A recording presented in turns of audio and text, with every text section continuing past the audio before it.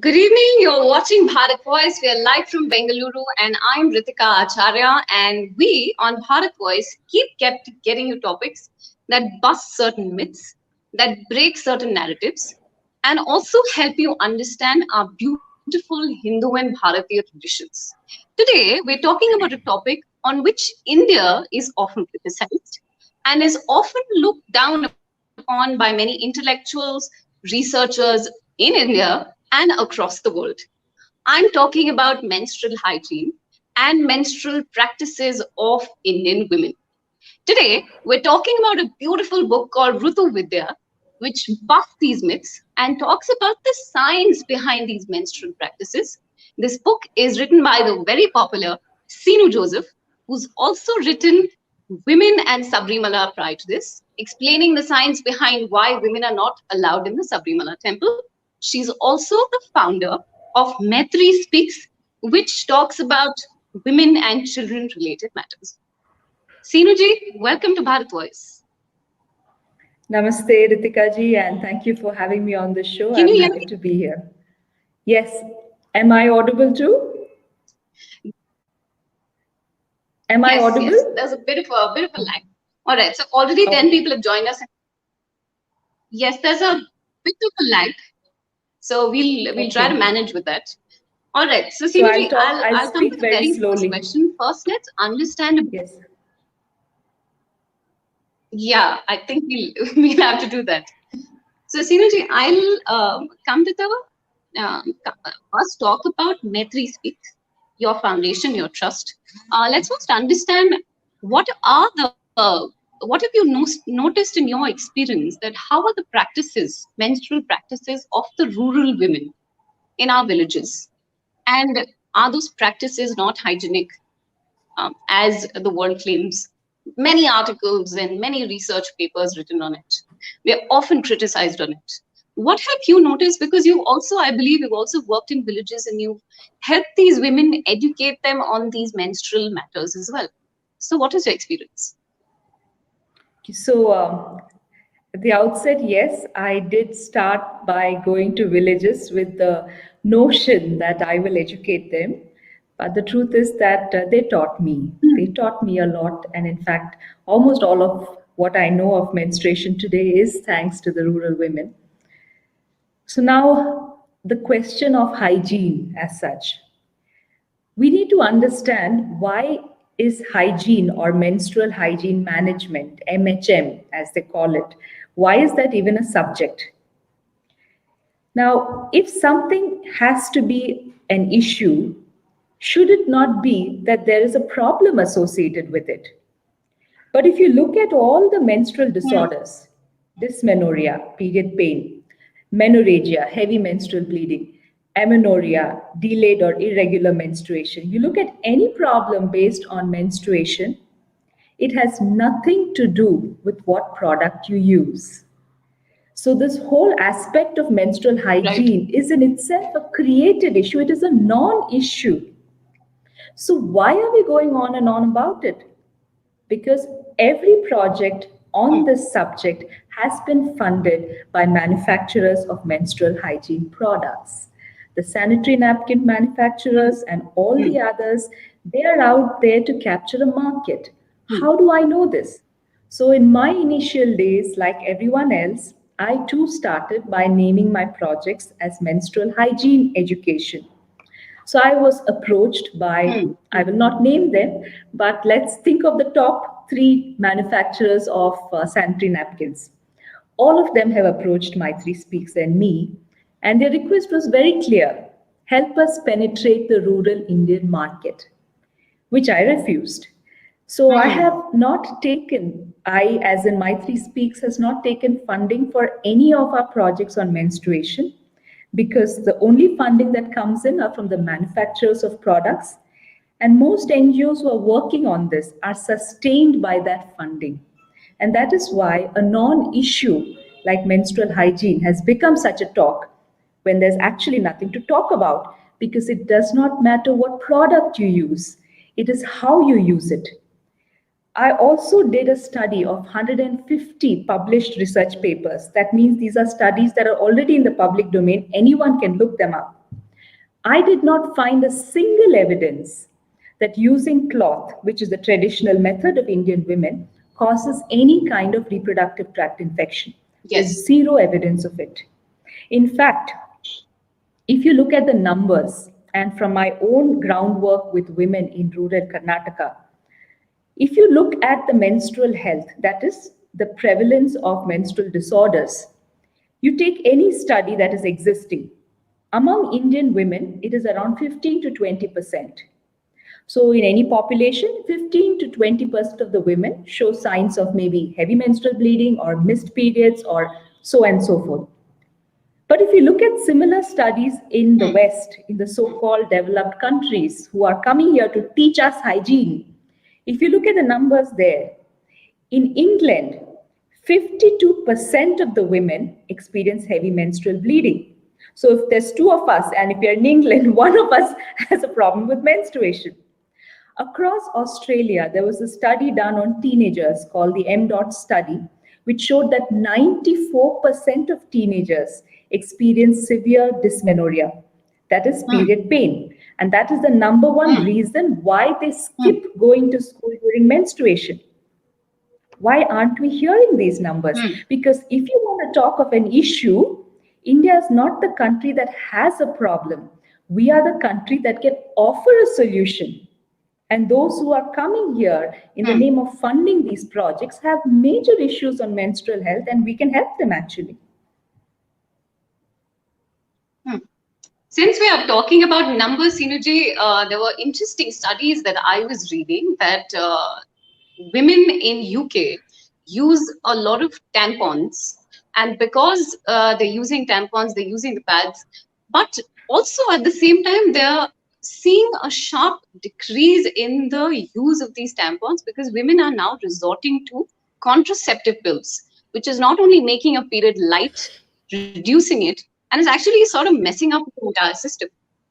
So these are the sort of things, like you said, we can offer solutions, and our Indian practices can offer solutions for it.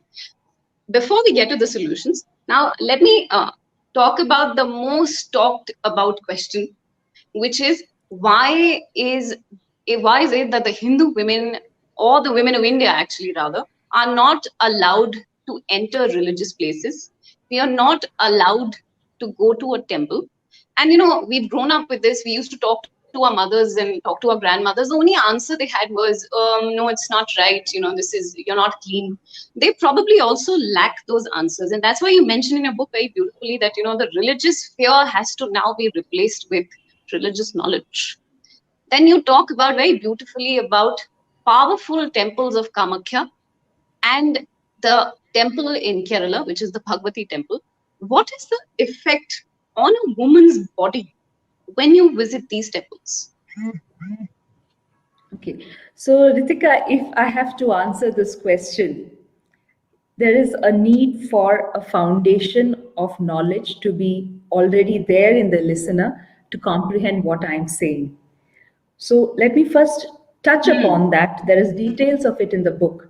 But there is a reason why these things haven't been expressed before. Because you need the language of our native sciences. Without the knowledge of Ayurveda, Yes. without the knowledge of Tantra Shastra, without the knowledge of chakras, without the knowledge of Agama Shastra and the Prana pratishtha as a process, we cannot comprehend these things. So even if I say it, it will sound like Greek and Latin, but it's only Sanskritam. But what I mean is that it is not going to make a lot of sense if we haven't spent enough time studying the sciences from which these practices have come to light. And that is the first and the biggest disconnect that has happened in our nation for generations together. Our sciences do not figure in regular discussions. Our sciences are not part of education curriculum. Most people who take up Ayurveda do it because they do not get an MBBS seat. And if you look at the syllabus of Ayurveda, most of it is either directly modern science, what it considers modern medicine, or it is through the lens of modern medicine. Either ways, it hasn't been understood in its entirety. And this is Ayurveda, which is at least still in existence. What about Tantra Shastra? Nobody talks about it at all. And all our Hindu temples are based on the Tantra Shastra. So, how can we start talking about this without this foundational knowledge being there? So, this is the first point I want to say. I will give a Yeah. glimpse into that, but please note that it is not the complete answer. So make an effort to read the Yes. book. In fact, I talk about Yes. temples only in part 2 of the book. That is only when you reach the near end of the book that I talk about it, because the entire 70% of the book is laying this ground, this foundation to understand this practice of why women are told not to go to the temple. So, having said that, I will still try to offer answers in some sort of a simple manner so that most people can understand. So, when you look at Hindu temples, and when I say Hindu temples, I mean the ones where Prana pratishtha has happened many, many years Yeah. ago. Prana Yeah. pratishtha is a technique. There's no equivalent English word of it. So, it is wrong to say consecration. And prana pratishtha is a technique in Agama Shastra by which a certain living presence is filled into a space or an object. Now, that living presence that is put into it, the nature of that, the word we use to describe it in South India is Chaitanyam. So when we walk into a temple, what we experience there, we loosely say energy, we say radiation, we say magnetization, but the word is Chaitanyam. So Chaitanyam is not So energy. if Chaitanyam is I'm not sorry, energy. energy is the So English word we Chaitanyam use is when not we energy. cannot, it's not energy in the way we understand it in English. Okay, so Chaitanyam is the Yeah. nature Yeah. of Yeah. that which is done or that which is present owing to the prana pratishtha. Yeah. Now, without these two words, you cannot Yeah. even talk about it. Because when we say words like consecration, the picture in mind is of a Catholic priest during the Holy Eucharist, and that is not the same as the prana pratishtha. Okay, so that's one. We need Pratishtha. to understand what is prana pratishtha. Now, based on the nature of the Chaitanyam in a temple, in a Devasthanam, we can broadly classify Devasthanams into two types. I'm saying broadly. I'm not being very specific. I'm saying broadly classifying it based on the way it impacts women's reproductive health. This is the lens through which we are looking at it. So, what are these two broad classifications? One are Devasthanams, where the Chaitanyam is such that it will help you in your worldly life. These are the Devasthanams where the Sankalpam and the intention is about bhukti. It's about your well being, it's about your daily, day to day needs, having food, having shelter, not being disease free. These are the temples about bhukti, about your day to day life. To give you an example, in Karnataka we have Yellamma temples. In Tamil Nadu we have Mariamman temples. Yes. So all Yes. the Grama Devata temples, Yes. the village deities, these are the ones which are about bhukti. Now in these devasthanams, when you enter there, it influences your body. And how does it influence your body? To know that, we need to know the Yeah. science of chakras. Now, the entire science of chakras and of Ayurveda, it is part of the Sukshma Sharira, which is the subtle anatomy of the Yes. human body. Okay, so what we know in modern medicine is the science of the Sthula Sharira, the gross anatomy. Yes, but Right. if we have to understand how a Devasthanam can influence our body, then we need the science of the Sukshma Sharira. Now, when we talk of the Sukshma Sharira, we talk of chakras. Okay? So there are hundreds of chakras in the body, but the ones which we often talk about are 7 chakras which are lined along the spinal column. Now, there are three lower chakras. When we say lower, one lies at the absolute end of the spine, below the Yes. tailbone. The second one lies in the region of the reproductive organ. Third one in the region of the navel. These are the three lower chakras. And then the higher chakras are to do with the heart, the throat, and the region between the eyebrows. I'm not even naming Yes. them because that will sound a little complex for those who are not familiar with it. Okay. So Yeah. I'm presenting a highly oversimplified version of it. Now, Hmm.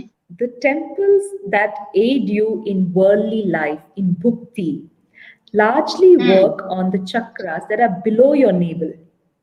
So it works on the Hmm. Hmm. chakras which act on your reproductive region. Hmm. Okay. So, if you are experiencing difficulties in fertility, in reproductive health, these Devi temples, especially temples where the Devi is in the form of a fertility goddess, these temples are specifically meant to address problems associated with reproduction.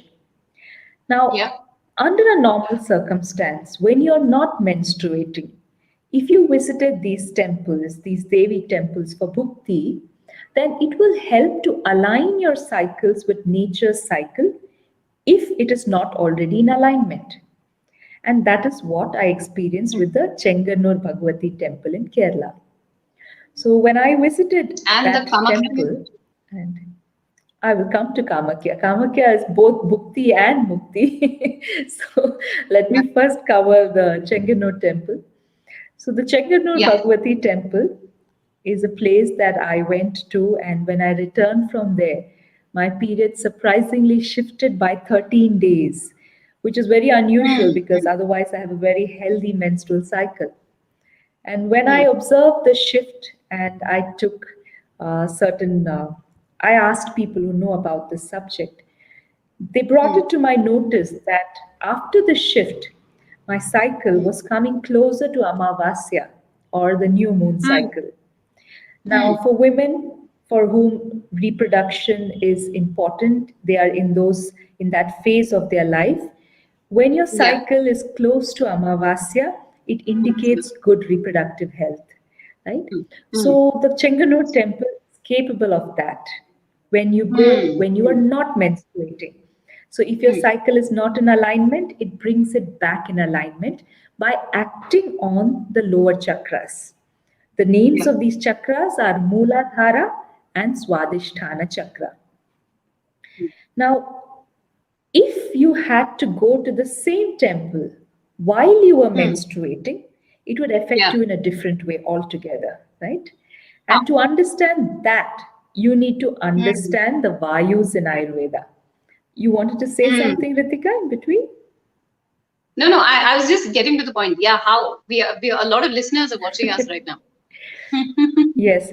So now, if I have to explain to you how visiting a temple during menstruation will affect you, the same Hmm. temple that has a positive influence on you at other times will have a not so positive influence on you during menstruation, and I will tell you why.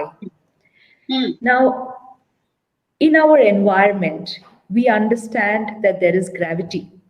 We don't Yeah. question, hey, what is gravity? I can't touch it, I can't feel it. We know gravity, gravitational force is there, which is Hmm. why anything that is thrown up falls down.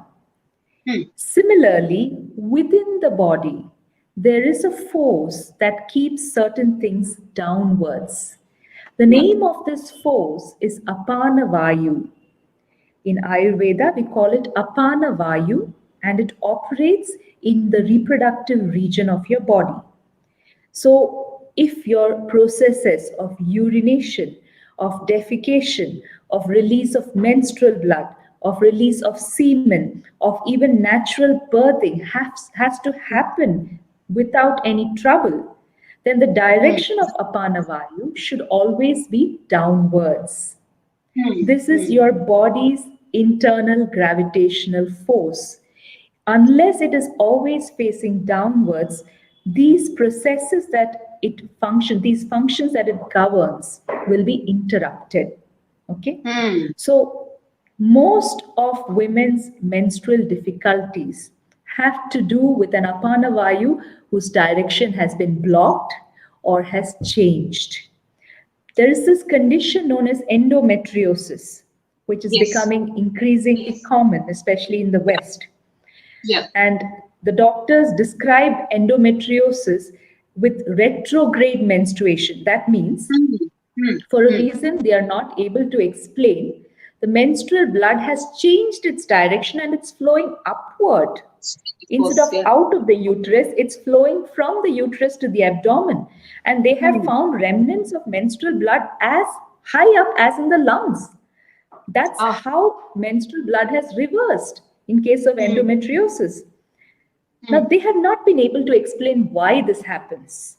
Hmm. But if you Hmm. understand it, and if you understand that there is such a thing as apana vayu, if something you did caused the reversal of apana vayu, there is a Hmm. likelihood that there will be a reversal in the flow of the menstrual blood, which is what women experience as a painful condition called endometriosis. Hmm. Now, what does this have to do with going to a temple during menstruation, right? Right. Right. When you menstruate, when you menstruate, Hmm. apana vayu is continuously active. You don't Hmm. bleed a little and then stop, right? We bleed continuously for the duration of menstruation. So Hmm. apana vayu is continuously facing downward and active at that time. If you go to a temple which is about bhukti, it is acting on your reproductive region. Now, under normal circumstances, it will activate the apana vayu and fix any problems associated with it. But at Hmm. a time where apana vayu is already active and flowing, such a temple will overactivate it. And one of the results could be heavy menstrual bleeding. So Hmm. when there are women who have shared with me stories wherein they walked into a temple and they bled so much they nearly fainted. Yeah. This is because those temples probably overactivated the apana vayu. Hmm. Now, if this is how your body responds when you go to a temple which is about bhukti and therefore acting on your lower chakras, Yeah. the opposite happens when you go to a temple which is about mukti, a temple like Shabrimala. Hmm. Now, all moksha dhams, they act on your upper chakras, your higher Hmm. chakras. Okay, Hmm. because a spiritual process will cause the turning of the prana and all the internal vayus upwards towards your Sahasrara chakra. Hmm. That is the ultimate aim of the spiritual practice. When you look at it, how it changes your physiology. It Hmm. basically turns your prana, your vayus upwards. So, if your apana vayu is meant to be facing downwards all the time, but you go to a temple which perhaps triggers your Agnya chakra, like the Shabrimala temple, then that will cause a reversal and an upward pull of the apana vayu. If you are perceptive enough, you will experience this immediately in the form of a Yeah. terrible abdominal cramp. You will Hmm. almost feel like someone is pulling your abdomen in two different directions. I know Hmm. this because there have been women who have written to me about such an Yes. experience. Hmm. In such temples, even if you are not menstruating, Hmm. which is why Shabrimala is a restriction for all women in reproductive age, not just while they are menstruating, but at all times. In such temples, because it is about moksha, they will work to turn your prana, all your vayus upwards. And if that Hmm. happens for a continued period of time, the result will be amenorrhea. That is, you will stop Hmm. bleeding. Hmm. And Hmm. some women ask the silly question, fine, I don't want to have children, I don't want to menstruate. Hmm. Now, menstruation is not a switch that you can turn on and off. When Yeah. your period is not okay, it affects your overall health. Overall Putting health. on Yeah. weight due to hormonal problems, PCOD, endometriosis, a host of physical health problems will occur if your period is not right. And Yeah. that is why women are told not to go to certain temples, especially when they menstruate. Now, the Hmm. explanation I've given, Ritika, is one small portion of the whole explanation, which you know because you've read the book. But even Yes. this, it is not easy to communicate in a day to day manner. So Yes, our ancestors chose the easier route of instilling fear. I'm not saying that's correct, but that correct. was the easier way of doing it, of preventing women from having menstrual disorders. Yes. Um, the okay, there was a lag. Sinuji, I asked you about Kamakya temple as well. Then how does Kamakya Right. temple balance Right. balance those things? So Kamakya temple, or for that matter, any temple, should not be a subject of casual conversation like what you and I are having now. There Hmm. needs to be a certain sadhana that even the listeners have to do Correct. in order Correct. to comprehend what I'm saying. Correct. Sometimes I I feel agree. that I might be reducing its value by saying it here so casually. Hmm. Yes, thank you. So, I have written a detailed chapter about my experience in Kamakya temple.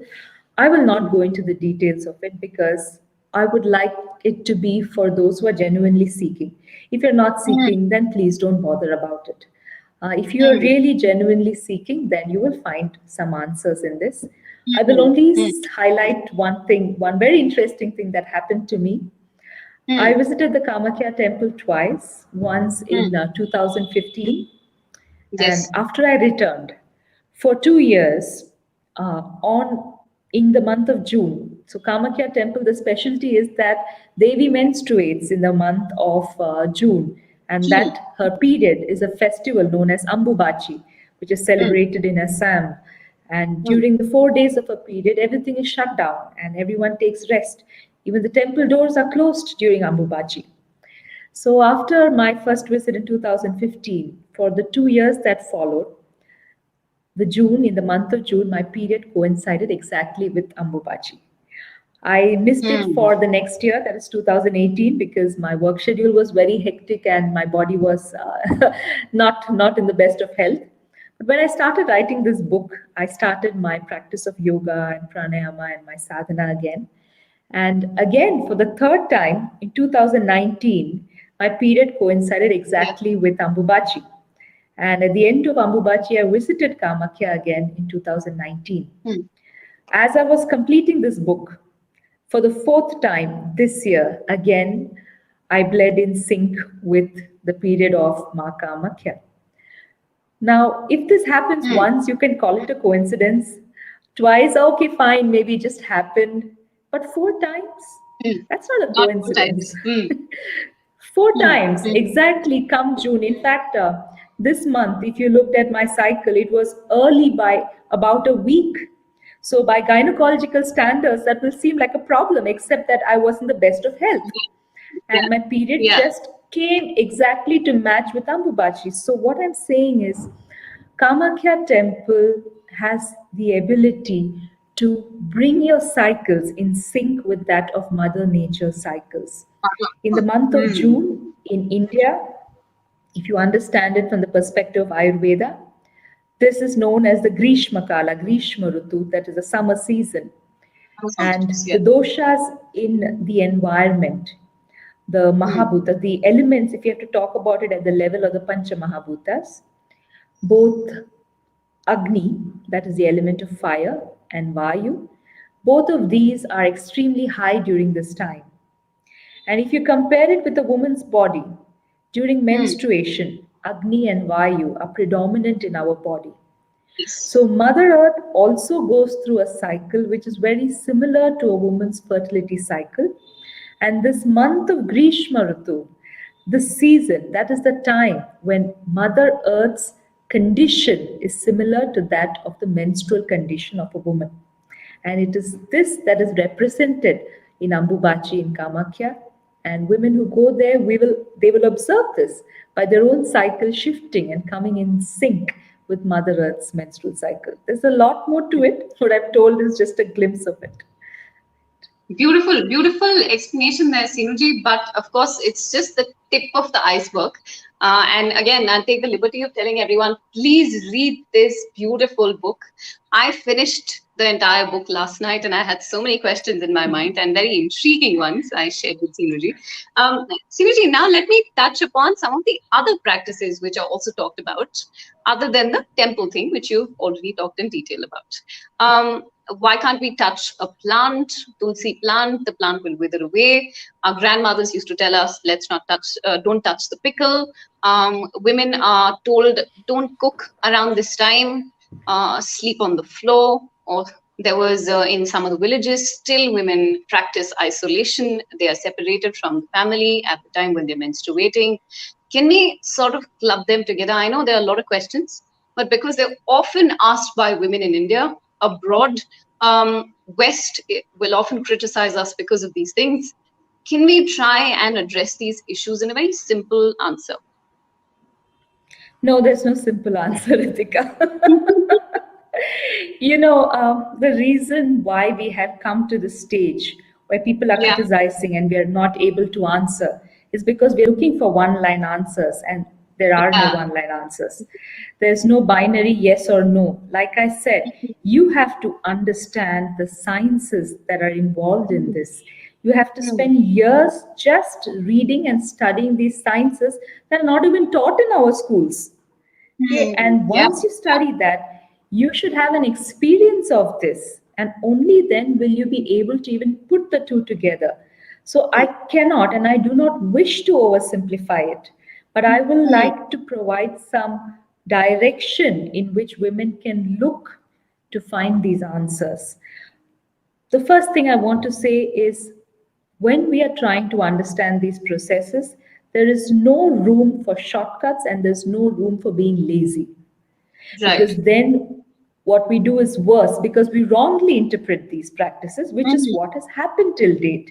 Yes. Even Yes. those who want to, support the culture, they are agreeing with these practices for reasons that have no scientific basis. Hmm. Uh, Hmm. the practice that you mentioned, let me give a very simple example of not cooking food during menstruation. Earlier Yes. this year, there was this sadhu in Ahmedabad who made some derogatory remarks about menstruating women and said if men eat food cooked by these women, then they will be born as something else in the next birth and whatever. He conveyed it in a Hmm. very crude manner, which is insulting to women and I will say even to the men who was his audience. Hmm. When we don't make an effort to understand these things in depth, Hmm. even though we may want to follow it, we are communicating it wrongly and we become the point of ridicule. That Yes. has to stop. And we have Yes. to stop looking for shortcuts. Hmm. To understand the simple thing of why women should not cook food, you need to Hmm. study and experience the science of prana. Prana Vidya is a Hmm. science in itself. Now, the first thing, we don't even know what is prana, let alone prana vidya. How do Hmm. you know what is prana? How can you experience prana? And if you Yeah. can't experience prana, this will not make sense to you. Hmm. There's this beautiful book on prana written by Vaidya Atreya Smith. Hmm. Now, he is someone who is also an Ayurveda physician who has studied and is practicing Ayurveda. And in Hmm. his book on prana, he has written how you can experience prana. His book is Hmm. about healing through prana. Hmm. He says he recommends a very simple thing of holding your palms together like this. Yeah. Before you do this, sit in meditation for a while.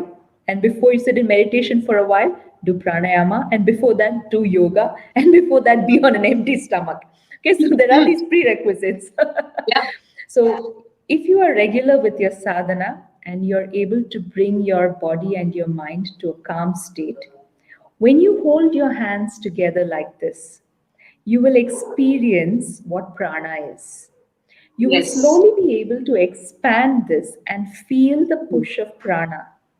There will be days when your prana will be expanded. You will feel it even at this distance. And there will Hmm. be days when you bring your hands close together and you will still struggle to feel it. Hmm. So, the first thing, acquaint yourself with this through your experience of it. What Hmm. is Hmm. prana? Hmm. Prana is the life force that makes it possible for us to be alive. In Yeah. South Indian languages, when someone dies, we say the prana has left. Hmm. So when prana enters the jiva, there is life. When prana leaves, there is death. That is what prana is. Hmm. Prana changes its behavior based on whether we are healthy or whether we are diseased. The quality of prana changes. During menstruation, women lose copious amounts of prana. The Hmm. reason we feel so exhausted during menstruation is because there is prana that is leaving our body. Yeah. Why? Because when we menstruate, we lose the egg. The unfertilized egg is leaving the body. And in the Hmm. human body, prana is contained in the egg. So Hmm. in the human seed, in women it is the egg. The equivalent of this for men is the sperm. So when men lose the sperm, they face exhaustion, and when women lose the egg, we face exhaustion. And the reason is that we are losing prana in this process. Hmm. So, as you menstruate and your body is feeling the depletion of prana, you have a natural tendency to absorb prana from your surroundings. Hmm. So, what contains prana? Anything that contains life. So, fresh vegetables, fresh fruits, when women touch these, their body will tend to absorb and take that prana in. So, Hmm. then the food, the plant food, becomes devoid of it. Again, Hmm. if you're perceptive enough, you will know that the days when you cook, when you menstruate, that food does not taste as good as the Yeah. other days, even though your recipe is perfect. Okay, Yeah. this is something I've experienced. Yeah. Now, why does food that is fresh taste better than food that has been kept in cold storage for a week? It's Hmm. because when food is fresh, it has more prana. And when as you keep it, the prana leaves it. So Yeah. the food which is stale is equal to the food touched by a menstruating woman because its prana has been taken in. And this is Hmm. the Hmm. reason why those who are on a spiritual path are told don't eat food that has been cooked by a menstruating woman because it is devoid of Hmm. prana. It's not because Hmm. the woman is impure, it is not because she's putting some poison into it.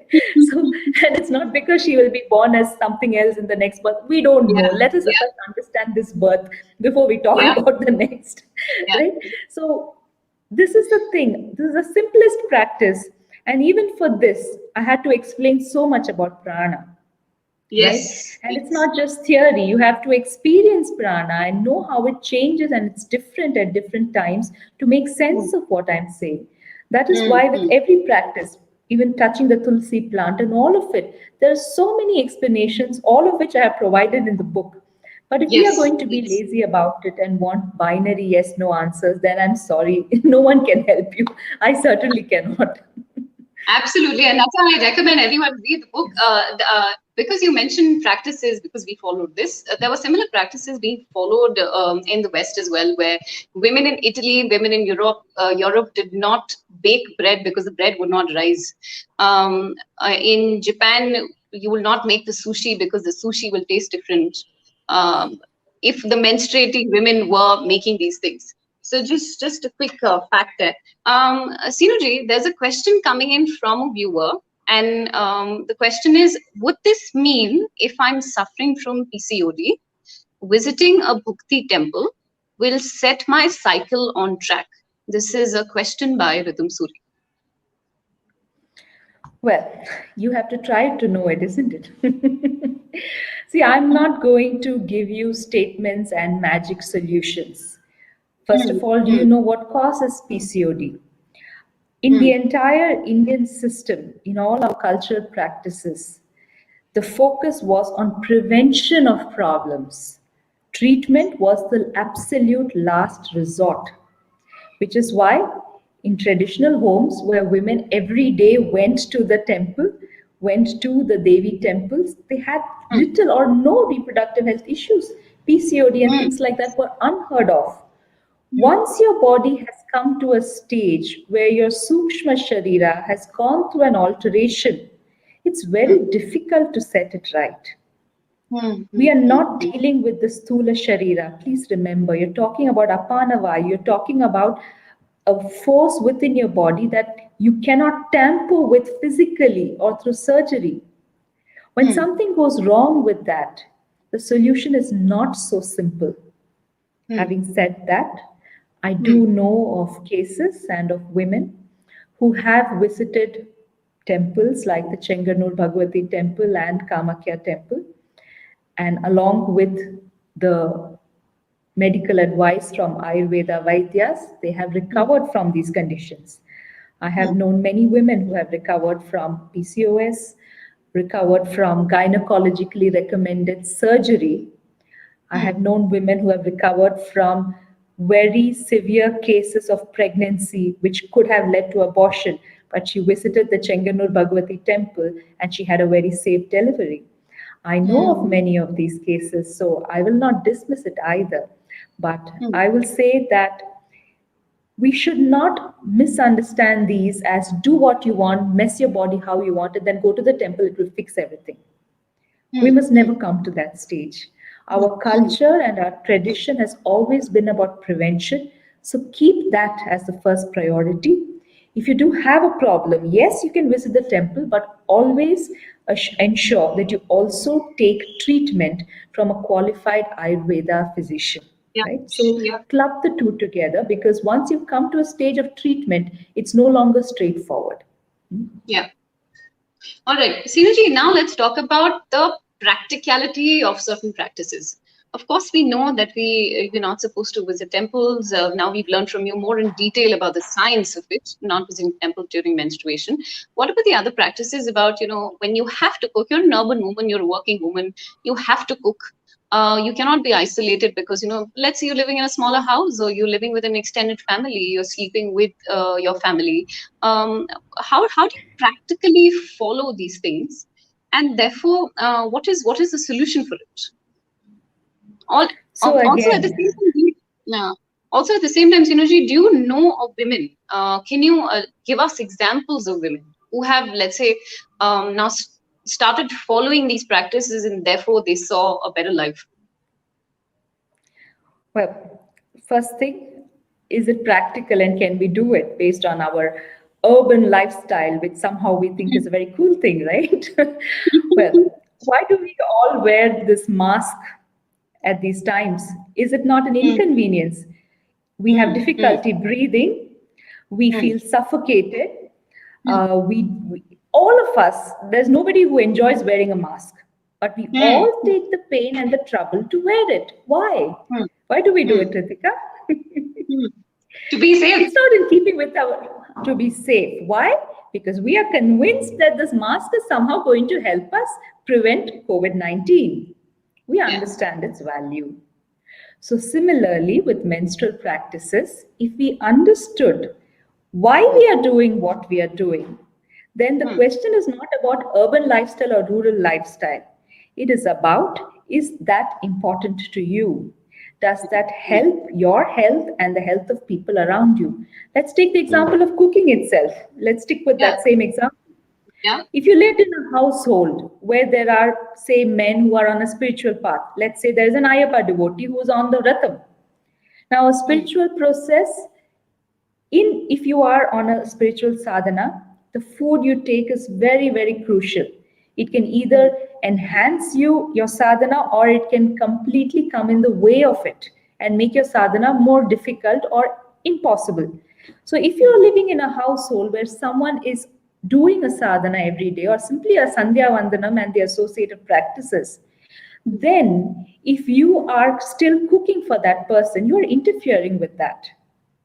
But if you live Hmm. in a Hmm. household where it is just you and it doesn't matter, no one's on a spiritual path, you're all Hmm. modern, urban people, very happy with it, absolutely no issues, then it doesn't matter what you eat because you're probably anyway eating food without prana because you're taking frozen stuff from the refrigerator, Hmm. right? So it doesn't make any difference.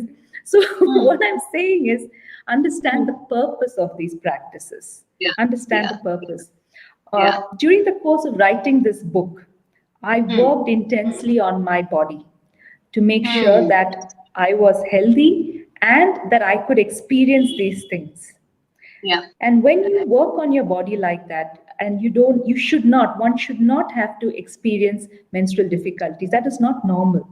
Hmm. Every menstrual problem, whether it's pain or discomfort or even a mood swing, is an indication of something not being right. How to Yeah. decode it is something I've given in the book. When you Yeah. become aware of that, and when you're able to bring your body to a state of health, like me, you will be able to observe how simply sitting next to another person, especially a man, a male body, a male person, will cause an increase in in your pitta. Pitta is the internal heat. I Hmm. actually feel very hot when I'm near another person. And if that Hmm. continues, I begin to experience slight cramps in my abdomen. But Hmm. for most women, they're anyway just cramping all through their period and they're having a very tough time. So you will So not they probably notice don't these even notice things. it. Yeah. You Yeah. will not notice it because you're already in pain. So, the first Hmm. step to understand the value of these practices and what they prevent is to bring your body to a state of health. And I want to tell you that is possible. It's possible to bleed without pain, without Hmm. mood swings, without irritation. That is Hmm. possible, and women need to work towards that. And Hmm. when you're Hmm. able to do that, you will know for yourself. You will not need me or anyone else to tell you what practice to do or not to do. You will experience it for yourself. And it is Yeah. out of that experience that we should make our decision to follow or not. Not because Yeah. anyone said it, not even because I said it. No, it doesn't matter. I could be wrong. Have you experienced it? Have Hmm. you Hmm. experienced it? Do you Hmm. Hmm. understand why? See, if you Hmm. want to keep the culture of a land alive, it is not Yes. by quoting the texts which tell you follow this practice. It is by living that culture. And you can only live it if you understand why you are doing what you're doing. And that Hmm. Hmm. understanding can only come from your direct experience of it. In our Right. tradition, we call the proof of knowledge, one of the methods is pratyaksha pramana. Have you I know. experienced it? Because unless you have a pratyaksha pramana, you cannot know. You cannot say that this is it. And that is why I have a question mark when men talk and write about menstruation, because the Hmm. whole thing of you cannot experience what it is, so how do you know Come that to what the you're main bit. saying should happen is correct? I'm coming to the main bit. But there's a question, Sinuji, which is again come from the audience. Sampadan Sure. Mishra is asking, any thoughts on what was the practice before the temples came into existence? What was the practice as in? I think he means by for the menstrual practices women were following. Okay, Now we're talking about let's not visit sure. temples, the practices. Yeah. So I think there is something that the person has understood here who's asking is that temples were Mhm. not always in existence, Yes. right? So if you look Yes. at our understanding of the yugas, temples Hmm. came into existence with Tantra Shastra, which happened in the Kali Yuga for our times. To Hmm. simplify the knowledge contained in the Vedas, we have the practical experience of it in the form of the temples. Before Hmm. that, what existed is what is there in our Ayurveda texts. And Hmm. when Hmm. I first read the original Ayurveda text, Charaka Hmm. Samhita and Sushruta Samhita, I was wondering why aren't temples mentioned here? Right? Because Hmm. that is the most common practice, and there's no mention of temples in these books because Hmm. temples did Hmm. not exist at the time when they wrote it. So the Right. practices that are there in the Ayurveda books, the Hmm. diet-based restrictions, the Hmm. restrictions on taking rest, on not Hmm. taking bath, or especially washing the hair during menstruation, of not touching others. These Hmm. are the practices that are there in the Ayurveda text and which existed prior to the focus on menstrual practices and temples. Hmm. All right. Sinuji, now let's talk about the men aspect which you mentioned. So, what is it that men can do to understand women better when women are on their periods, understand a woman's body, and therefore be more sensitive towards it? Because this is not just a topic. Ṛtu Vidyā is not something that only the women need to understand. It's also something that the men need to also focus on. So, I'd like to tell you an incident that, before I wrote the Woman in Shabrimala book, um, Hmm. I'm not your established author or scholar or anything. I'm just a menstrual educator. I just go to Hmm. schools and villages and I talk to children about it and I learn from them.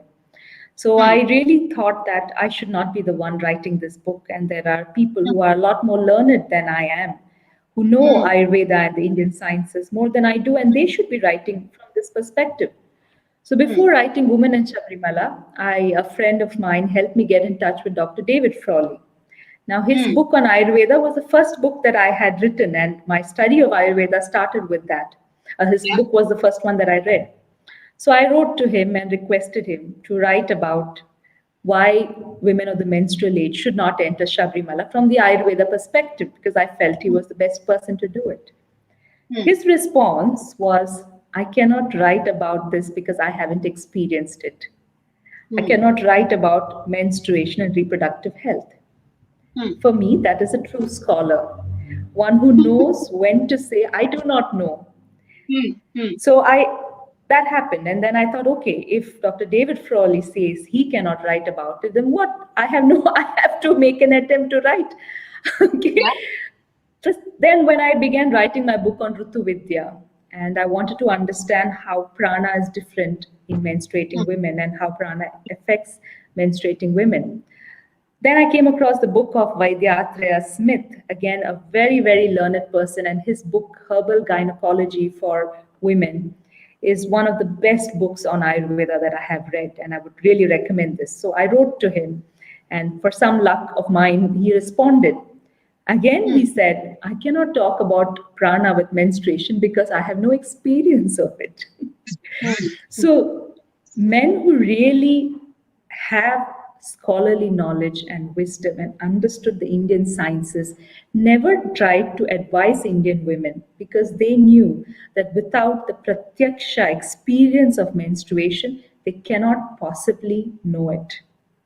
So my first thing for men is stop telling women that they should do this or not do that, because my dear, you haven't menstruated and therefore you cannot possibly know it. That's my first request to men. Many of our practices, Ritika, have been interpreted wrongly because men have tried to make sense of a phenomenon they cannot possibly understand. You know, more than explaining what this is, sometimes my energy gets drained explaining why it is not what people think it is. Because the wrong interpretations are what is there in our surrounding today. There are women who are sannyasinis who write to me and say that what they're saying about menstruation, that women are impure. Our great spiritual masters who are men who are saying this, scholars are saying that it is equivalent to killing feticide. How can we understand this? All these interpretations came because men were trying to help women understand practices associated with menstruation. You know, it reminds me of this beautiful saying by Swami Vivekananda, that the greatest mischief to women have happened because men try to, decide their destinies and tell them what to do. So first and foremost, please stop trying to interpret and tell us how we should feel when we menstruate. Secondly, listen to what women around you are saying. Yeah. If they want a menstrual leave, please respect that decision. If they want to use a menstrual cloth, please respect it. My biggest problem with that pad man and that entire movie and that person was the way in which he insulted his wife's decision to use a cloth. He continuously and time and again did not consider her preference of using a cloth. And you've this written about the person we have hailed. revolution. Yeah, I'll take the liberty of telling people here that people who haven't read Sinuji's article, it's a brilliant article on why we do not need a pad revolution. Please go ahead, Sinuji. So this is what happens. Men think that they know better than their wives, their sisters, their mothers, and try to advise them on what products to use. If you haven't understood menstruation, the only thing you can do is listen to the women in your lives and respect what they are saying. I know of this one lady during one of my workshops, Ritika. She stood up and she said that every time I have my period, my husband comes home early. Why? To take me to a temple. To take me to a temple during when I have my period, so that I will know that it's nothing. Now, on her own, she wouldn't have gone. But this husband fellow tried to tell her that, look, you shouldn't be so backward, and dragged her to the temple. And I asked her, do you have problems? She said, yeah, I experience cramps. So please stop interfering in women's faith, in women's choices, in women's decisions. Listen to them and respect that they know about their bodies better. This is all I want to say to men. That's all. Okay. If you can do that, that Sinuji, would be great. and there's also interesting excerpt which you don't have to mention again. The readers can read it in the book about a British man who did the same thing to his wife.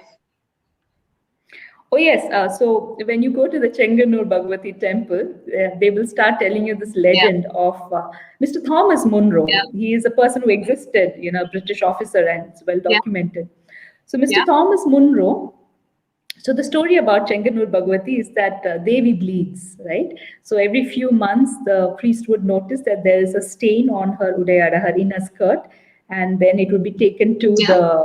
the mother, and the woman in charge would inspect, and if they found that yes, it is menstruation, then there would be a big festival. So this festival of Devi's menstruation has been going on for centuries, for generations together. Then comes along Mr. Thomas Munro, this British officer, who came and dismissed it and said, what nonsense, how can a statue menstruate and all of that. And in the process, very soon, his wife started bleeding, and bleeding continuously and heavily, and everything he tried, all the doctors he took her to, could not help her. Her heavy menstrual bleeding problem was that severe. And that's when someone pointed it out and told Mr. Munro, it's because you insulted Devi. Now you go back to the temple and ask the Pandit to do a special puja so he can reverse the process. And Mr. Munro did that. And the story goes that, and then on, her bleeding was fine. Her heavy menstrual bleeding problem was fixed. And as a sign of gratitude and perhaps even apology, Mr. Munro's family, even today, apparently sends a gold bangle to the temple every time this festival of Devi's menstruation happens. So there's a lot you can read into this story, but it's a popular story associated with Chenganur temple that when you break the tradition and when you ridicule the Chaitanyam there will be consequences. All right. So men, please listen. Please be sensitive. Don't tell us how should we behave during menstruation. Sinuji, final words from you. We have spoken for 56 minutes. What would your message be to the women of today practicing our Indic beliefs of menstrual practices already? What would your message be? I hugely appreciate, Ritika, the fact that there are so many women in our country who may not be able to articulate or communicate or express in scientific language the purpose and the reason for the practices, but are still doing it. What are they doing it out of? One is this absolute faith that ours is a tradition that respected women. And the other is this experience that when they follow these practices, their menstrual issues are lesser. They have actually experienced this.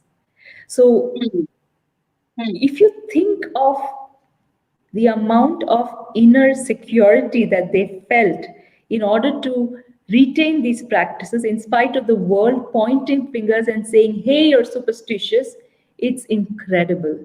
I don't think the men of this country could have withstood that sort of an attack and still held on to the practices. The culture of this land is alive because of the women whose names we will never know. These are the women who have not been to our formal education system. They are our rural grandmothers.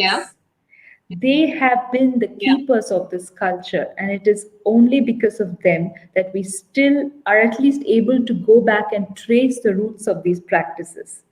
So if you ever come across a woman who is following some practice that you don't understand, please show her some respect, because she knows more than you do, even though she's not able to communicate it. And if you have the wisdom, then learn from her. Don't go to villages to teach women. Go there to learn, because there isn't a greater university in this country than that of rural India. Lovely, lovely, Sinuji. Don't go to villages to teach what they practice. Thank you so much for those wise words. Close to 50 people are watching us, and I'm sure a lot of people will watch this video now after it gets over as well. A lot of questions coming in. A lot of people saying very informative, thoroughly enjoyed, and a lot of comments coming in. Thank you so much, Sinuji, for taking our time today and Thank you. talking to us. On behalf of Bharat Voice, I just have a small message to give to all the women and all the men listening to us as well today, that please, whenever somebody questions our beautiful Indic menstrual practices, there was a lot of science in them, there was a lot of logic in them. Please read the beautiful book, Ṛtu Vidyā, to understand those practices and also give it back to people in a very logical and informative way as well. Thank you so much for watching Bharat Voice, and Thank thank you you. for Thank you, listening to Ritika. us. Thanks. Thank you.